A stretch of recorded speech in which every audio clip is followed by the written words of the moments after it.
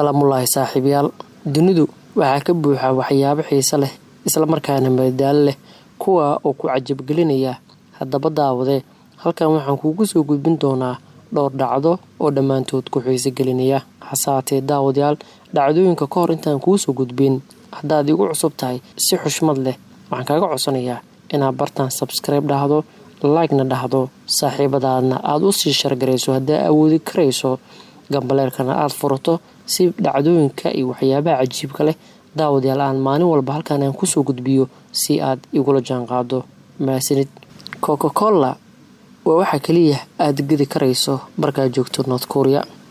Meel kasta oo aad aado waa waxa raaxo leh in la ogaado inaad had iyo jeer ku raaxaysan karayso Coca-Cola.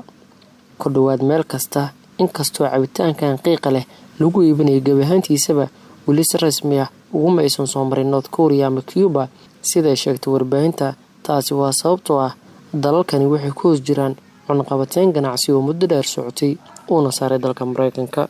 Kuna darso daawade, markaad joogtay dalka North Korea waxa kaliya aad iibin karayso ama aad gadan karayso waa Coca-Cola oo waxyaabaha kale waa qaali. Los Angeles, tirada guud ee dadku waa 7.5 bilyan, waana wax iska cad. Si kastaba noqotay, waxaa laga yaabaa inaad dareento ciriiri markaad joogto Los Angeles. Sababtana waa tirada dadka oo magaalada dhan ka dhigay jam. Kuna darso Los Angeles, dalxiisayaasha dunidu iyada iyo jecel yihiin sidaa ayayna ciriiri u tahay. Mataanaha waxaad u malayn karaysaa inay mataanaha yihiin xoolo, laakiin dhab ahaantii waxay noqdeen kuwo aad ugu badan sidii hore.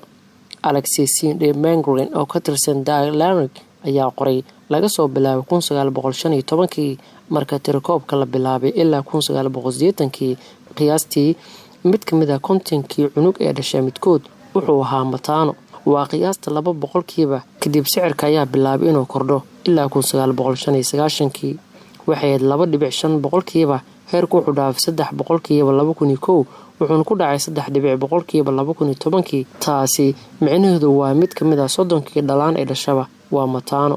Saynisyahannada ayaa rumaysan in isbedeladan ay sabab yihiin xaqiiqda in dumarka da'da weyn u muuqdaan inay leeyihiin mataano badan oo dumarkuna ay doorteen inay qoysas dambe bilaabaan. Daaweynta bacriminta sida bacriminta unugyada ku jira taranka ayaa sidoo kalena door ka ciyaari karayaba arintani. Basbaaska jiliga hubka u dhigma waa mid aad u kulul, waana mid geeri sababi karayaba. Haddaa mid u cunto waxay sababi karaysaa nooc ka mid ah wax afka qalaad lagu yiraahdo anthrax oo afka Soomaaliga lagu yiraahdana gubashada daran. Basbaaskan ayaana daawade caalamka laga soo calaameynaya inuu yahay nooca aad ku kulul marka la fiirsho basbaasyada caalamka dhan laga isticmaalo. Faransiiska waa wadan qurux badan oo ay ka buuxsameen qulqulo macaan, jiis udgoon iyo tan jaceylka badan.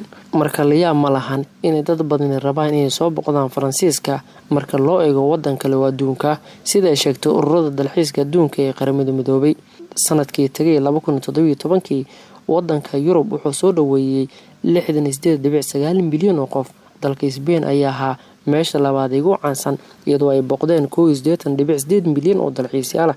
Waxaa ku xigay Mareykanka oo qaabilay 76.9 milyan, Shiinaha ayaa isagana qaabilay 60.7 milyan iyo Talyaaniga oo qaabilay 85.3 milyan. Marka tirooyinkaas dhan la isku dardaro daawade, dalka ugu dalxiiska badan ama dadka dalxiisayaasha dunida jecel yihiin wuxuu noqonayaa dalka France. Ugu dambeyntiina xeebta la yaabka leh Santa Cruz del Slote and Saint-Brand waa xeebta Colombia. Waxaa laga yaabaa oo kaliya inay la ekaato 2 garoon kubadeed, laakiin jasiiradda aan dabiiciga ahayn waxay leedahay 4 wado oo waaweyn iyo 10 xaafadood. 500 oo qof ayaa ku nool jasiiradda, qiyaastii 155 guri ayaana ku yaala. Iyadoo oo dad badan ay buuxsameen ayaa haddana weliba jasiiraddan waxaa la sii doonayaa daawadayaal in la sii dego. Sidoo kalena daawadayaal, xeebtan waxay ka mid tahay xeebaha caalamka ugu yaabka badan.